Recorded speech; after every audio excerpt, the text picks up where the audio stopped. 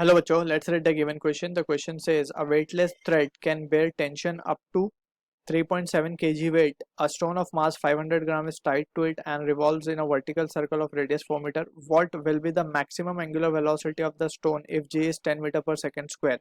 So vertical circular motion के लिए we must remember 2-3 important points, जिसमें से फर्स्ट है कि टेंशन कहाँ मैक्सिमम होती है और कहाँ मिनिमम होती है for a circular vertical circular motion. अगर कोई लेट से एक रोप है जिसको हमने वर्टिकली रिवॉल्व किया है, सो एट द लोएस्ट पॉइंट यहाँ पे टेंशन लेट से टी है एंड दिस टेंशन और इस बॉब का जो इस या जो भी एक ऑब्जेक्ट है इसका मास अगर एम है, so weight will be acting M G in the downward direction.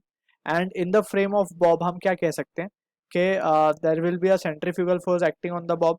सो हम यहाँ पे क्या लिख सकते हैं, T will be equals to M G plus centrifugal force M V square by are.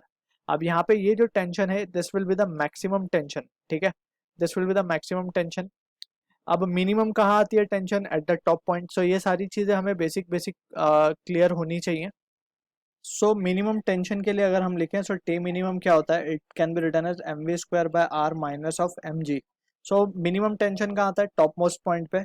जब पार्टिकल टॉप मोस्ट पॉइंट पे आता है तो यहाँ पे टेंशन की वैल्यू मिनिमम हो जाती है एंड बॉटम पे इट इज मैक्सिमम. सो हमें क्वेश्चन में गिवन है can bear thread can bear tension up to 3.7 kg weight, यानी कि मैक्सिमम टेंशन की कंडीशन हमें गिवन है. So we will be using the first result. Now we can say T max क्या given है 3.7 kg, but just we need to multiply it with 10 so that it can convert into Newton. अब m हमें given है 500 ग्राम, that is 0.5 kg into g की value 10 given है plus of m again 0.5, v हमें पता नहीं है, r radius has been given as 4. So ये हो जाएगा 37 minus of 5 will be equals to v square by 8.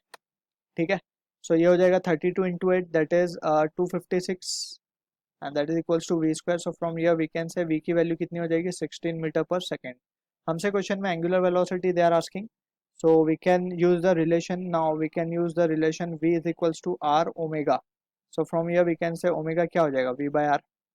v क्या है 16, r 4 है, so this comes out to be 4 radian per second. So this is the answer to the question.